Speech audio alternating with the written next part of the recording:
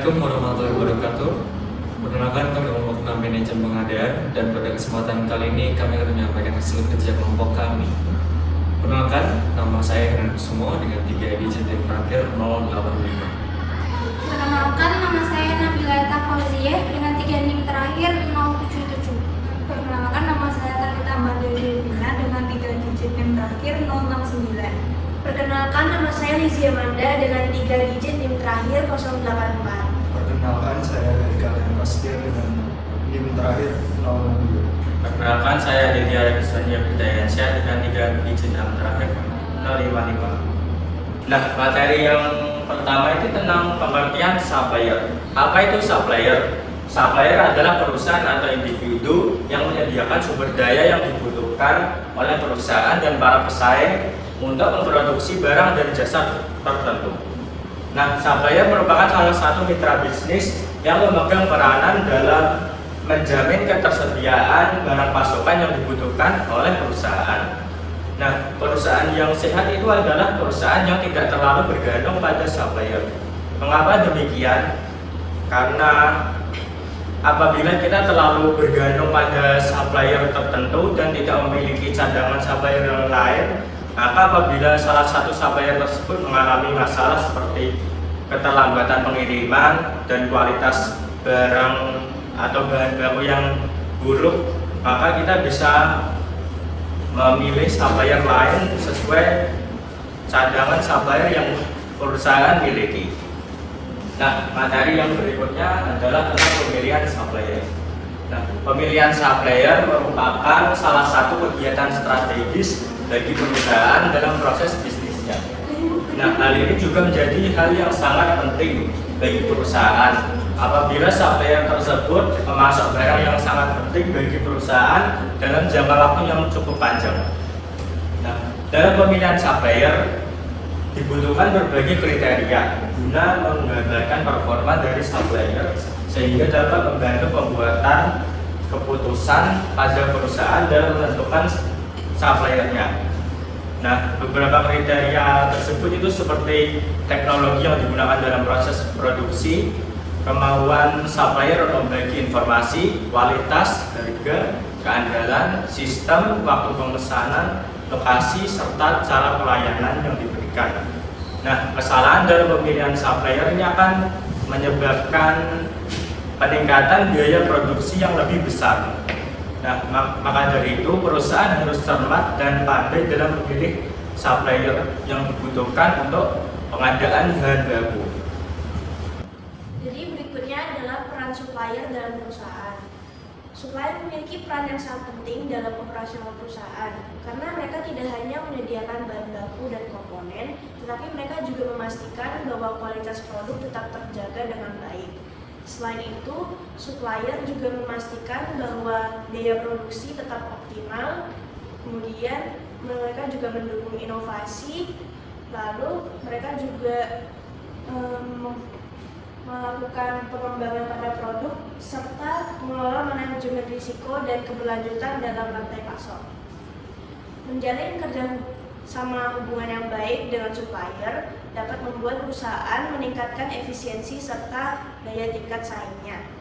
Pada jenis-jenis supplier terdapat 2 komponen utama dalam supplier, yaitu supplier barang dan supplier jasa. Supplier barang ini bertanggung jawab untuk menyuplai barang yang berbentuk secara fisik dan dikategorikan menjadi 3, yaitu supplier bahan baku, supplier barang setengah jadi, serta supplier barang jadi. Kemudian supplier jasa adalah pihak yang menyediakan layanan yang mendukung operasional bisnis tanpa harus melibatkan produk yang berbentuk fisik. Dan contohnya itu seperti jasa penyedia layanan pengantar seperti JNE, DHL, dan sebagainya. Berikut ini adalah 4 kriteria pemilihan supplier yang baik. Yang pertama adalah kualitas produk dan pelayanan.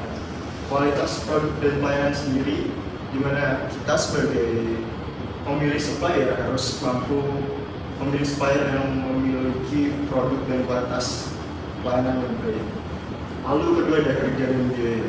Jadi karena supplier itu terdiri dari banyak jenis, kita harus mampu membandingkan biaya dari supplier-supplier yang lain agar menemukan biaya yang cocok untuk perusahaan kita. Lalu yang ketiga ada keandalan dan ketepatan waktu, di mana sebagai pemilih supplier kita harus mengevaluasi track record dari supplier tersebut, di mana kita apakah supplier itu dapat mengirimkan barang dengan tepat waktu. Lalu yang keempat adalah kemampuan dan kapasitas. Jadi kita harus mampu memilih supplier yang memiliki kemampuan untuk menyuplai sumber daya yang dibutuhkan oleh perusahaan kita. Berikutnya ada aspek penting dalam pemilihan supplier. Yang pertama yaitu budaya perusahaan dan keselarasan nilai. Dengan perusahaan memilih supplier yang memiliki nilai dan budaya yang sama dengan perusahaan, maka dapat dipastikan bahwa perusahaan dan supplier itu memiliki tujuan dan prinsip yang sama. Kemudian yang kedua, kemampuan komunikasi dan kolaborasi. Dengan supplier memiliki komunikasi yang efektif dan dapat bekerja sama dengan perusahaan. Kemudian berikutnya referensi dan reputasi. Dengan memeriksa referensi dari pelanggan lain dan reputasi di industri apakah baik atau tidak agar dapat memastikan bahwa supplier dapat dipercaya. Kemudian inovasi dan pengembangan. Dengan memeriksa supplier ini mengembangkan inovasi yang tepat agar dapat membantu dalam proses dan produk dalam daya saing perusahaan. Kemudian yang terakhir, kapasitas dan skalabilitas, memastikan bahwa supplier dapat memenuhi kebutuhan perusahaan baik dalam saat ini maupun di masa depan. Nah, selanjutnya masuk ke dimensi kekuatan supplier. Jadi, dimensi kekuatan supplier ini adalah seberapa besar kekuatan suatu pemasok dalam mempengaruhi profitabilitas dari suatu perusahaan. Nah, yang termasuk ke dalam dimensi kekuatan supplier ini, yang pertama ada jumlah pemasok bahan baku, yang kedua ada kemampuan pemasok dalam mengendalikan bahan baku, yang ketiga ada hubungan pemasok dan perusahaan, dan yang keempat adalah tingkat kepentingan bahan baku yang dipasok. Nah, selanjutnya ada metode pengurutan dan pemilihan supplier. Yang pertama itu adalah Analytical Network Process atau ANP. Nah, dalam metode ini merupakan metode yang digunakan untuk pemecahan masalah yang dimana dia tidak terstruktur dan adanya ketergantungan hubungan antar elemennya. Nah, yang kedua itu adalah Analytical Hierarchy Process atau AHP. Nah, metode ini digunakan untuk memecahkan masalah yang lebih kompleks dengan menggunakan metode hierarki strategi. Kemudian yang terakhir, yang ketiga adalah pemeringkatan faktor. Metode ini paling sering digunakan untuk memecahkan masalah karena metode ini merupakan metode yang objektif. Jadi dia penilaiannya mulai dari pendidikan hingga keterampilan tenaga kerja. Implementasi pemilihan supplier. Terdapat 3 metode pemilihan supplier, yaitu ada Analytical Network Process atau disebut ANP. ANP sendiri memiliki kelemahan, yaitu membutuhkan waktu dan sumber daya yang lebih lambat. Lalu ada kedua itu Analytical Hierarchy Process atau AHP sendiri. Kelemahan dari proses ini melibatkan pendapat dari seorang ahli, jadi penilaian dapat bersifat subjektif.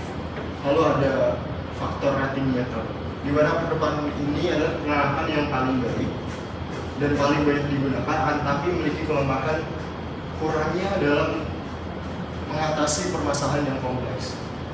Lalu penetapan pilihan supplier menjadi sebuah hal yang vital bagi suatu perusahaan.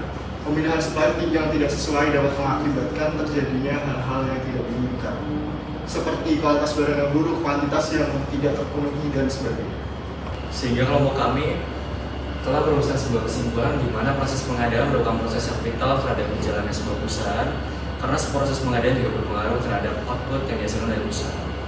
Terdapat juga beberapa faktor-faktor yang harus diperhatikan dalam pengadaan yang juga kemudian diterapkan pada metode-metode pemilihan supplier yang telah teruji secara sistematis. Hal ini juga dilakukan untuk memastikan bahwa barang yang didapatkan dari supplier memiliki kualitas, harga, dan juga hal lain yang sesuai dengan standar yang dibutuhkan oleh perusahaan. Sekian pemaparan materi dari kelompok kami. Mohon maaf apabila ada kesalahan.